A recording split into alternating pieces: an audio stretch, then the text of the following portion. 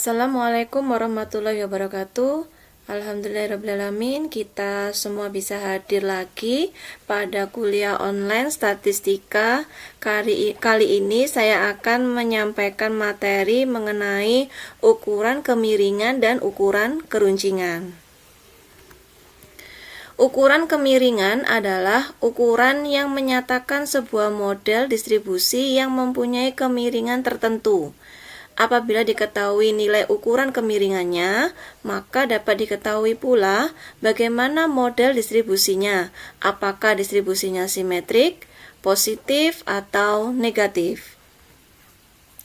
Jadi ini bentuk distribusinya ya. Jadi kalau yang positif, ini bentuk distribusinya adalah seperti ini. Ini positif ya.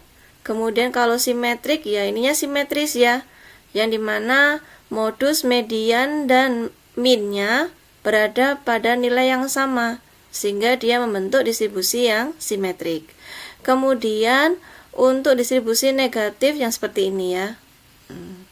Untuk mengetahui apakah sekumpulan data mengikuti model distribusi positif, negatif, atau simetrik, hal ini dapat dilihat berdasarkan nilai koefisien kemiringannya. Ukuran kemiringan dari Pearson. Jadi ini nanti ada beberapa rumus ya untuk menghitung ukuran kemiringan. Yang pertama ini disampaikan adalah rumus dari Pearson ya, ukuran kemiringan dari Pearson. Jadi ada dua cara, yaitu dengan menggunakan modus dan juga yang kedua adalah dengan menggunakan median. Nah, ini adalah simbol untuk mencari ukuran kemiringannya atau derajat kemiringan Pearson. Jadi ini ada kriterianya, yaitu bila alfa, ini disimbolkan alfa ya, alfa atau ukuran kemiringannya sama dengan 0, maka distribusi datanya adalah simetris. Yang kedua adalah jika alfa kurang dari 0, maka distribusi datanya miring ke kiri atau bentuk distribusi negatif.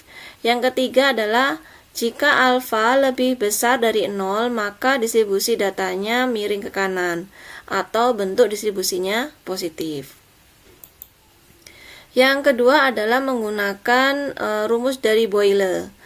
Kemudian yaitu dengan menggunakan cara kuartil dan persentil. Jadi yang pertama ini yang saya tampilkan ini adalah rumus Boyle dengan menggunakan atau dengan cara kuartil ya. Jadi di sini ada kuartil ketiga dikurangi 2 dikali kuartil kedua ditambah kuartil ke-1 dibagi dengan kuartil ketiga dikurangi dengan kuartil ke-1. Nanti dilihat sendiri ya, di sini juga sudah ada keterangannya ya, K1, K2 dan K3 itu apa. Kemudian yang kedua adalah rumus Boyle dengan menggunakan persentil ya. Jadi ini rumus persentilnya, yaitu yang digunakan di sini adalah persentil 90, 50, 10 ya. Persentil ke 10, 90 dan 50 ya. Kemudian ini contohnya. Contoh, misalkan berat badan bayi dicatat dalam kilogram yang baru lahir. Nah, ini adalah tabelnya ya. Langsung diberikan tabelnya. Kemudian ini langsung ke penyelesaiannya ya. Kita menggunakan rumus Boyle ya. Yaitu dengan cara kuartil. Nah, ini kalau kita menggunakan dengan cara kuartil, berarti yang pertama adalah kita mencari kuartil yang pertama. Masih ingat ya? Kalau kita mencari kuartil yang pertama atau mencari kuartil pada data berkelompok, maka kita membutuhkan frekuensi kumulatif. Di sini ya. Nanti kita bisa isikan di sini 2, kemudian di sini 2. Karena kumulatif, maka 2 ditambah 3 berapa? 5. Kemudian 5 tambah 5, 10. 10 tambah 7, 17, kemudian 17 tambah 6, 23, dan 23 tambah 5 adalah 28. Nah, di sini adalah frekuensi kumulatifnya. Kemudian kita harus mencari kuartil pertama itu berada pada data keberapa. Nah, kemarin sudah masih ingat ya, untuk mencari KI itu kan I per N dikali I per 4, karena itu kuartil berarti I-nya dibagi dengan 4 dikali dengan N plus 1. Nah, kemudian karena yang dicari adalah K1, maka I-nya adalah 1 ya. 1 kemudian dibagi 4 N plus 1, atau 1 dibagi 4 dikali 29 orang. Nah, 29 ini kan dari N plus 1 ya. Dari 28 ditambah 1, 29. Yaitu sama dengan 7 orang. Nah, kita bisa lihat 7 orang ini ada di frekuensi, ada di kelas keberapa. Nah, ini kalau di sini kan masih ada dua orang. Nah, ini masih 5 orang. Nah, berarti 7 orang berada pada kelas yang ketiga di sini. Sehingga untuk hitungan kuartil yang pertama kita harus fokus pada kelas yang ketiga. Yang pertama yang kita cari adalah batas bawahnya. Jadi batas bawah di sini kalau tidak ada koma maka dikurangi dengan 0,5. Tapi di sini karena berat badan angkanya ini koma 2,9, maka pengurangnya adalah untuk mencari batas bawahnya adalah dikurangi dengan 0,05. Jadi tambahkan nolnya ya, sehingga hasilnya adalah 2,85. Kemudian panjang intervalnya adalah 0,2 di sini ya, 0,2. Nah, 3,1 ini dari mana? Nah, 3,1 di sini dari ini ya, kita lihat di batas bawahnya ini dijadikan batas atasnya sini ya. Kemudian untuk menghitung frekuensi kumulatif sebelum kelas yang mengandung kuartil yang pertama, ya kan? Berarti 2 ditambah 3, atau kita bisa lihat angka 5 di sini ya. Berarti di sini kita bisa isikan 5. Kemudian frekuensi kumulatif frekuensi kelas yang mengandung kuartil yang pertama yaitu 5. Ini F K1-nya, yang ini F K1. Sehingga kita bisa masukkan rumusnya. Nah, nanti dihitung sendiri ya. Ini sudah saya tampilkan di sini hitungannya pakai rumus kuartil untuk data berkelompok, maka diperoleh hasilnya adalah 2,93. Kemudian yang kedua adalah mencari K2 atau kuartil yang kedua. Nah, tadi sudah kita cari ya frekuensi kumulatifnya. Di sini langsung saya tampilkan saja ya frekuensi kumulatifnya. Langkah yang pertama yang perlu diingat adalah Anda harus mencari kuartil kedua ini berada pada kelas keberapa. Nah, dicari pada menggunakan rumus kuartilnya ya. Masih ingat ya, KI sama dengan I per 4 dikali N plus 1. Sehingga I-nya adalah 2 dibagi 4 dikali 29, maka yang dicari adalah kuartil yang kedua adalah yang memuat 14 orang. Nah, di sini masih memuat 10 orang, berarti 14 orang berada pada kelas yang keempat. Nah, di sini kelas yang keempat, berarti kita fokus ke kelas yang keempat. Maka batas bawahnya adalah, batas bawah dari kelas keempat ini kan 3,1 ya. Berarti dikurangi dengan 0,05, diperoleh 3,05. P-nya sama cara hitungannya dengan yang K1 tadi, sehingga langsung diperoleh 0,2. Frekuensi kumulatif sebelum kelas yang mengandung kuartil kedua. Nah, berarti kan kita bisa lihat di sini adalah 10, atau kita bisa tambahkan 2 tambah 5 tambah 5 ya, 10. Tapi supaya nggak bingung langsung saja gunakan ini ya. Tapi supaya tahu caranya ya, ini caranya ya untuk kumulatifnya. Berarti 10. Ini di sini adalah FK2. Berarti frekuensi yang mengandung kuartil kedua. Nah, dilihat lagi di sini ya. Di sini FK2. Sehingga kita bisa masukkan ke rumusnya, rumus kuartil untuk data berkelompok, sehingga kita dapat peroleh kuartil keduanya adalah 3,16. Kemudian yang ketiga, kita harus mencari kuartil ketiga. Nah, caranya sama. Yang pertama kita harus mencari kuartil ketiga ini berada pada kelas keberapa, yaitu pada kelas yang memuat 21 orang. Maka kalau yang di sini masih memuat 17 orang, berarti 21 orang termuat pada kelas yang ke-5 ya, ke-5. Sini, berarti kita fokus yang kelas ke-5 ya. Nah, di sini tadi sudah saya jelaskan, lihat batas bawahnya di sini 3,3 dikurangi 0,05 3,25. Kemudian panjang intervalnya sama, frekuensi kumulatif sebelum kelas yang mengandung kuartil ketiga. Nah, yang mana? Berarti sebelumnya ya. Ini. Berarti ini adalah frekuensi kumulatif K3 atau frekuensi kumulatif kelas yang sebelum kelas yang mengandung kuartil ketiga. Kemudian yang di sini adalah frekuensi kelas yang mengandung kuartil ketiga di sini ya. Kemudian kita masukkan rumusnya sehingga diperoleh K3-nya adalah 3,38.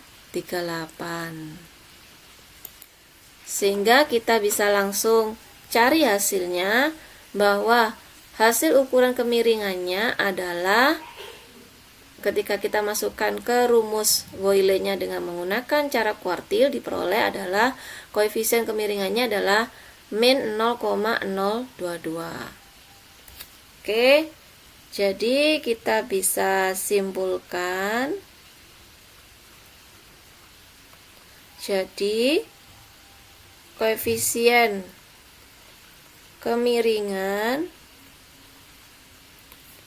atau alfanya sama dengan negatif 0,022,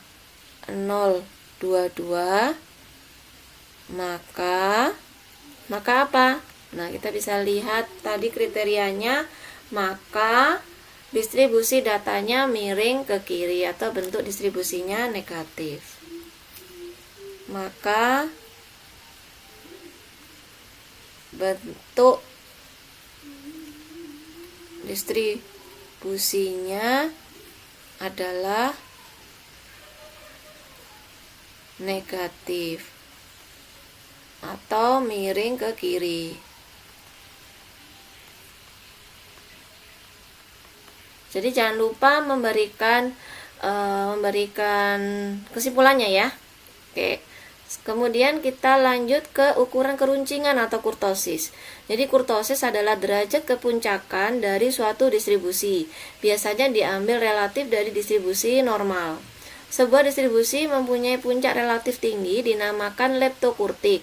Sebuah distribusi mempunyai puncak mendatar dinamakan platikurtik. Distribusi normal yang puncaknya tidak terlalu tinggi atau tidak mendatar dinamakan mesokurtik. Jadi kalau Anda semua melihat kurva distribusi normal itu seperti ini, maka dia termasuk mesokurtik ya. Nah, ini supaya lebih jelasnya Anda bisa melihat macam ukuran kurtosisnya ya. Nah, ini ukuran kurtosisnya. Di sini ada distribusi leptokurtik, platikurtik, dan mesokurtik. Dilihat berdasarkan koefisien kurtosisnya. Nah, ini cara menghitung kurtosis hanya satu ya, yaitu dengan menggunakan rumus ini. Nah, di sini supaya lebih jelas, di sini adalah K3, kemudian di sini K1, ini persentil 90 ya, kemudian ini persentil 10. Jadi yang Anda butuhkan nanti adalah yang pertama menghitung kuartil yang pertama, kemudian kuartil kedua, persentil ke-10, dan persentil ke-90. Nah, ini kriteria koefisien kurtosis. Yang pertama adalah jika koefisien kurtosisnya kurang dari 0,263, maka distribusinya adalah platikurtik. Jika koefisien kurtosisnya sama dengan 0,263 maka mesokurtik. Yang ketiga adalah jika koefisien kurtosisnya lebih dari 0,265 maka distribusinya adalah leptokurtik. Nah, ini contohnya, ini saya menggunakan contoh yang sama pada ukuran kemiringan, sehingga kita nanti tidak perlu menghitung K1 dan K3-nya, karena kita sudah punya informasi sebelumnya cara menghitung K1 dan K3-nya, atau kuartil yang pertama dan kuartil yang ketiga. Nah, ini ya, kita sudah menghitung kuartil yang pertama adalah 2,93 dan kuartil ketiga adalah 3,38. Kemudian yang kita perlukan adalah, yang perlu kita cari adalah persentil ke-10 dan persentil ke-90. Yang pertama ini ya, mencari persentil ke-10. Sama, kita harus melihat atau mencari di kelas keberapakah persentil yang ke-10. Maka caranya adalah, kemarin sudah saya jelaskan ya, kalau mencari PI adalah I per, karena persentil berarti pembaginya adalah 100. Ininya sama N plus 1. Maka karena yang dicari adalah P10, maka dimasukkan I-nya 10, kemudian N-nya tadi 28 ya, 28 ditambah 1. Maka yang dicari adalah data ke 2,9. Nah, data ke 2,9 ini berarti yang di sini memuat hanya sampai data kedua, berarti data ke 29 berada pada kelas yang kedua. Berarti kita fokus pada kelas yang kedua. Dilihat batas bawahnya adalah 2,7, maka 2,7 dikurangi 0,05, maka hasilnya adalah 2,65. Jangan lupa menulisnya batas bawah persentil ke-10 seperti ini ya.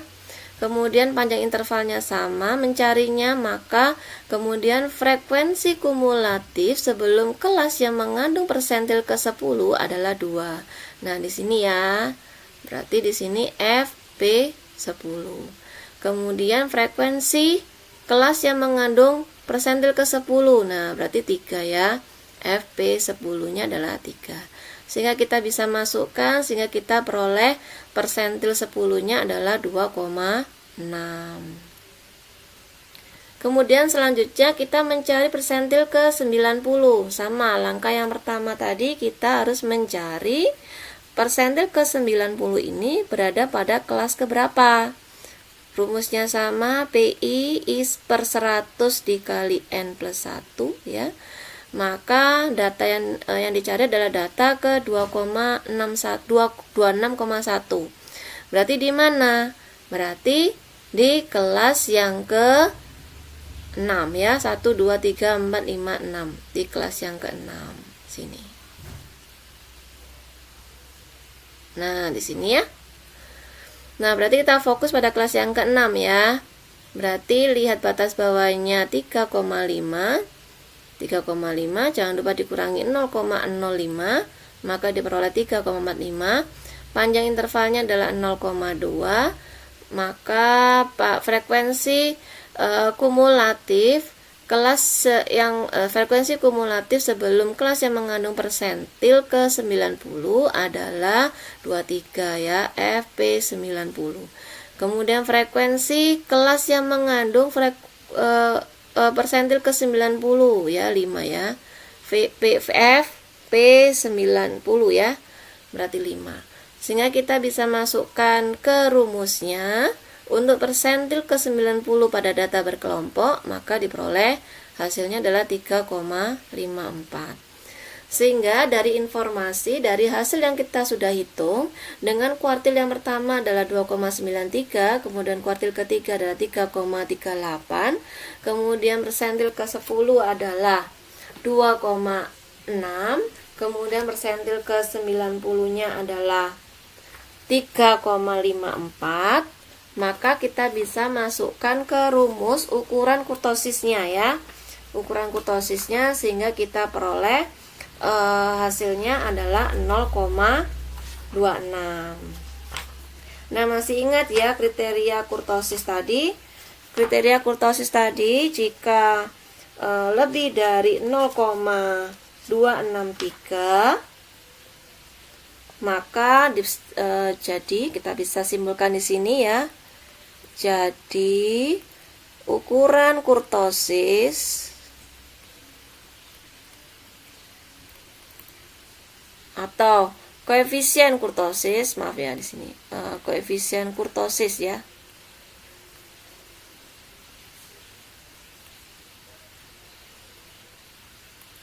Jadi koefisien kurtosis adalah 0,265, karena koefisien kurtosis lebih dari 0,263 ya, maka distribusinya adalah